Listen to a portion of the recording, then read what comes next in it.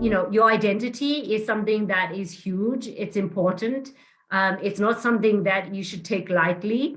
My belief system is very much that we as digital citizens have been given this opportunity to own our data. That in itself, we have no idea what the magnitude of it.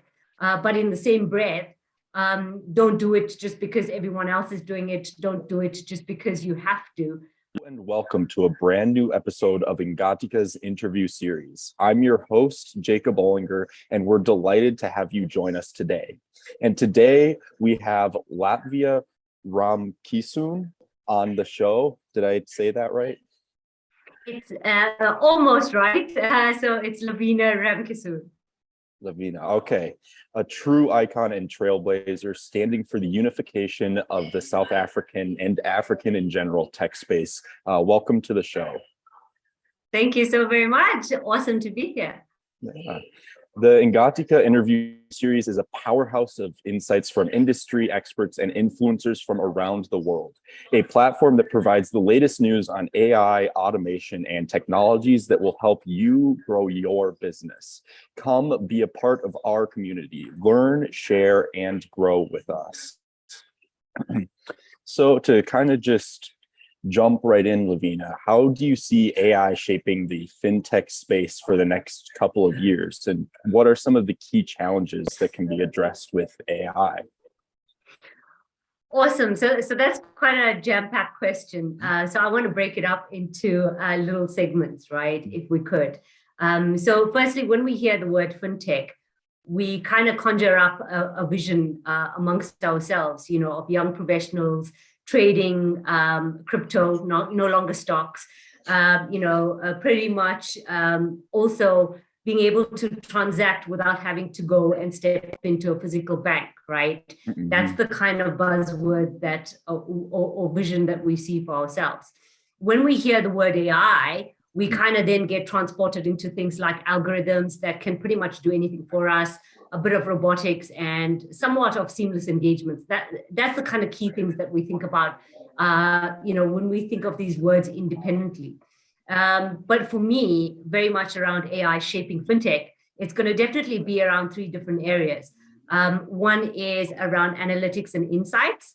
Second is around profiling. And the third is around data. So I'll start with analytics and insights.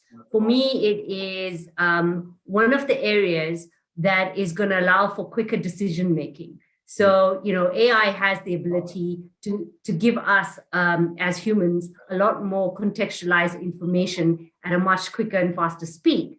So having that in mind, we can have a consumer that can make decisions quicker and faster on their financial, stance, or we even have the financial institute that can make quicker, faster decisions on behalf of themselves as well as their clients. So that's definitely the first area. The second one is around profiling. And I think, profiling in particular is one where we talk about prediction and we talk about, assessment of risks. And this in particular is something AI can play a very helpful role in terms of what we call corporate financing. And then the third being data. This particular point for me is a large one because I believe that fintech going forward is going to be largely defined by data.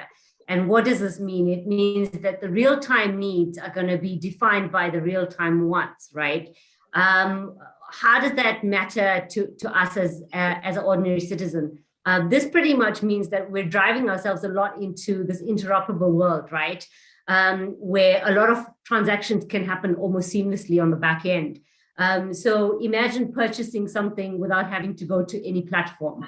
That's pretty much, the data portion of it, or the one end of it, which I guess encompasses digital identity as well.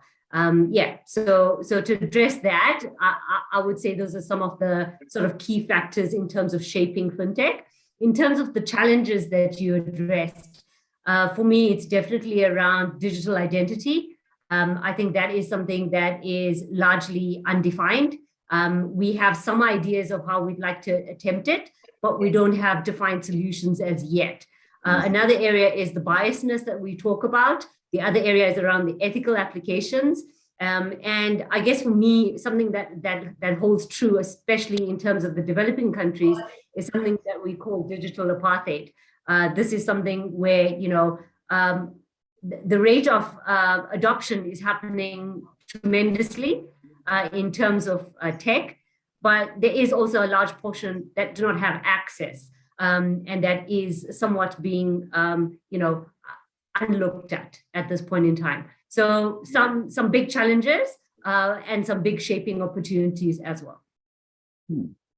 Yeah, that's very interesting, especially when I personally think about like the integration of technology and like finance. I don't usually think about it in generating these consumer reports or in the ability to transform and manipulate data like you're describing. That is very interesting. And it seems that most of the challenges that you talk about when addressed with AI aren't as much technical problems as compared to more ethical and more large standing problems. And so what are your thoughts, more in-depth thoughts on those challenges? As I took a look at your LinkedIn before the show, and you have quite a bit of experience, it seems, in those areas. So just be interesting to hear those thoughts. Yeah, thank you so much for that. So, when we talk about ethics, it's quite a big one. Because it encompasses so much, right? Yeah. If we sort of granularize it and we talk about, the tangibility of it, it's about, do I have informed consent to use Jacob's information or Lavina's information? Can I actually then do it in a very safe and transparent way? Are the technologies that are in place or the algorithms that are in place, are they actually fair and unbiased to a very large degree? And then the last layer is obviously around the digital privacy. So can I actually keep Jacob and Lavina's information as data private as possible, right?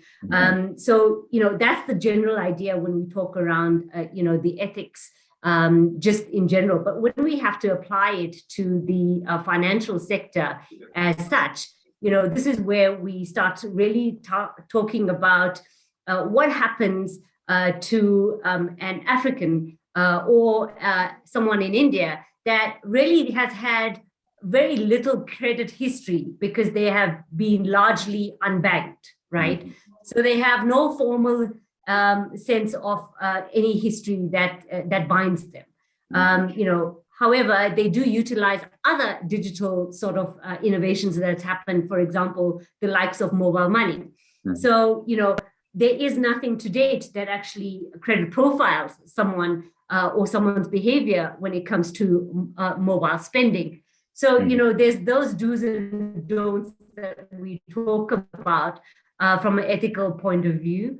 Other areas would be things like credit profiling and, risk profiling. Can I actually, execute that from a very practical level, including all of the necessary things that is required? So, are we taking into account all genders? Are we taking into account all, race groups? Are we taking into account, culture? Are we taking into account, all these different aspects to actually make up Jacob for who Jacob is? And do a fair representation of you in the digital world, and that kind of comes across, with regard to the medical sector. It comes to the legal sector and the financial sector as well. Yeah, I find so. My dad works in the healthcare industry, and one of the challenges that he described is they built a bot to evaluate some people for medical conditions to try and reach out. And the problem was they built the bot without taking into account these factors like race, religion, culture, all these other things. And then some people overlaid those factors and found that what they had built was very biased, right? And even though they didn't intend for it to be that way, it was coming out as that way. So yeah, I find so that cross kind of industry comparison I think is very interesting. And also like, I know that I don't know much about AI, but what I do know is it requires a lot of data to train it. And so I think finding that data, as you spoke about too, can be very interesting. Also, as a young person, I use a lot of mobile payments, Venmo in the United States, Paytm, and such things over here. So could you talk a little more about like how you think these mobile payments can be put as a part of like your digital identity, like how those two things can be kind of correlated? Yeah, that's a rather interesting question. So, we have three major definers in terms of what is going to be the next drivers, technological drivers, right? Mhm, And that's DeFi, mobile money, and insurtech. mhm, So, those in itself will start to merge quite a lot. And as mhm, they merge quite a lot, and as those lines get very blurred between them, we're talking with the likes of AI, blockchain, sort of coming into more of a sort of unified symphony, right, with mhm, one another. So when we talk about mobile money, it is very much understanding how someone transacts, how someone behaves, and also being able to allow them to transact on e-commerce platforms that currently exist. Because at the moment, with a mobile wallet, there's not mhm, much that you can do besides a peer-to-peer sort of transaction, right? mhm, So it's almost extending that. But together with that, it is also an extension of you and your identity. So, mhm, this whole concept that we have in our minds around digital identity, if we want to look at it in a very simplistic way, it's an extension of who you are in the physical world, right? mhm, But when we talk about implementation of that, it's quite a complex task, right? mhm, So, finding the balance between these becomes really key. And mhm, also at the same time, having the ethical approach to me as an identity is important, but also not leaving out any aspects of who I am is equally important. mhm, So I believe that the mobile, because it plays such a large role in most of our lives, and especially with the younger generation or the Gen Z, this becomes an area where I believe it is going to be their financial identity moving forward, not necessarily our traditional way of viewing financial identity. mhm. Yeah, thank you. That was very interesting. And so in a previous interview, we brought on a more technical expert, Ina, and she talked about the explainability of AI models when it comes to like a business sense.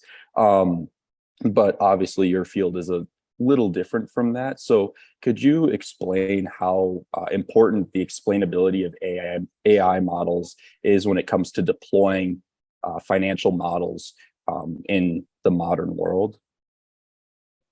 Yeah, absolutely. So, this is a key aspect that kind of underpins a lot of what future businesses are going to be and how Mhm, they're going to function, right? When we talk about having a baseline sort of glue that kind of ties, the tech aspect to the business, mhm, I believe it's the explainability AI portion, because it builds the trust, because it builds on the confidence, right, of the tech that we've put in place. So, as I initially mentioned, a lot of the future decisions or a lot of the future endeavors in any business is going to be around quick, effective decision making. And, with the likes of explainable AI, we have the ability to have reduce costs in terms of us making mistakes. So, when we talk about medicine, legal, finance, and we know the cost of making a mistake financially, right? It's huge. So mhm, we want to be able to have anything in our power to help us to avoid that. And if we want to look at explainable AI as something that helps us to create more of an accurate model, to help us to create more of a fair model, help us to create something that's more transparent, in terms of our decision making. This is, in essence, what it is, and it all lends itself very much into what we call responsible innovation or responsible AI, right? Where I guess at the end of the day, it is always about the end consumer that needs to make the most benefit as much as is the business itself. And I think we're going to find ourselves in some interesting situations where AI is going to, make suggestions to us around the decisions we should make. And we would say no, and we would probably argue with ourselves amongst it. But, in hindsight, it may very well be the best thing for us. So I wouldn't be surprised in a few years if that's the kind of debates we're having around a boardroom table. Yeah. That Ina also talked about there's the generating the report, and then there's getting people to actually act on what that report says or what that report suggests. And so I find she also talked about like transparency and how, and being more open, you can kind of get rid of that like dissonance between what the technical expert knows and the decision and the background that the decision maker actually has. So could you talk a little bit more about what you think that transparency in AI models should be, or what you think that entails? I love this question because it's one of my, I guess my pet passions. So very much around having, a fairness pipeline that exists within any organization is pretty much a baseline that is required from an exec C-level, sort of all the way down into an actual implementation, right, perspective. So it's something that almost has to become breathe, eat, and live within any organization. And why do we say that? Because the more transparency you have within your own organization, the more agile you'll be able to be in the future. And then the quicker you'd be able to pivot, and the quicker you'd be able to have those decision-making powers, right? So, that the transparency doesn't only allow you to be transparent with the data, it allows you to be transparent with your algorithms, it allows you to be transparent with people, it allows you to be transparent with your consumers at the end of the day as well. So I think it's a win-win across the spectrum, right? As much as we may say, oh my word, it's my IP, I can't do this and I can't do that, it's very much the furthest thing from that, right? If anything we've learned from the likes of open banking and open APIs, it is that we don't really need to share the most private parts of our information. It is more just the generic information where we can then develop a lot more around someone. I mean, we have another aspect of AI called NLP that helps to do a lot of this profiling that we talk about, right? We've seen the likes of just a few tweets taken, and someone can pretty much make up an entire profile of who wrote it, what gender, what age group, what is their origin, their birth, all of this stuff. And so the transparency also, I think, is a blend between AI and the blockchain world, because blockchain also allows for that facilitation of transparency of the records and of the actual transactions that's happening. So again, we're going to come into a world where I think it's going to be, a meet of best of both worlds. Yeah. And so you talked previously too about how these the ethical implications and these fairness implications of these AI models. And so at the end of the day, not every company obviously is thinking about this or trying to implement these models in this fair way. So how do you, what is your suggestion for approaching this? What kind of oversight, if any, do you think is required for this kind of thing? Okay, so I come from a technical background, and I'm guilty of this. Like, I would say it openly. We love to create because we can create, right? That's the tech syndrome that we all have. So I encourage everyone to kind of have more of a conscious hat, right? When we're developing something, it's fantastic. We know that technology has proven time and time again that it could do anything that we want. So now is our differentiator in terms of saying, what do we want the technology to do, right? It's sort of shifting the paradigm and shifting the narrative in terms of saying, if we had to create something, why are we creating it? If we had to create it, who's going to benefit? What is the impact? What is the long-term impact? What is the short-term impact? Gone are the days where we're just doing things out of a 6-week stint just to get things out and put out a new feature just because we have to. I think a lot of our consumers, because we have the choice, okay, we're becoming wiser, and we're sort of forcing a lot more to kind of come through as well, right? So we're trying to hold companies, startups, regulators, and the likes really accountable to all of this. So I would say just rather have a very conscious approach, and that could be at any level, right? It could take a simple question that gets asked that pivots the entire conversation or that pivots the entire outcome of what you deploy. Very much conscious driven and conscious effort. Yeah, I find this is like, the more you talked about it, the more I thought this is kind of similar to the when they were developing the nuclear bomb, Einstein and his team, their dilemma of, this is a massive weapon of destruction. Is this something we really want to do? And kind of the similar, not to the same extent, but the similar dilemma that now almost every technical person is going to face. Are there any other sound bites or any other thoughts you would like to share before we wrap up today? Yeah, so in terms of, I guess, the financial side of our conversation, I guess, the main concern that we have to date is that people pretty much can gamble away their entire savings, and we've heard this. Previously it was the likes of the stock market crashing. These days it's the lack of the crypto winter that we have.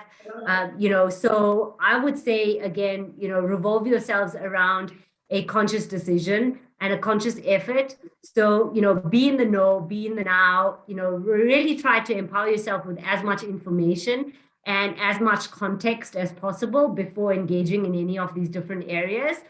When we talk about, just generally speaking, so away from the finance, I would say, your identity is something that is huge. It's important. It's not something that you should take lightly.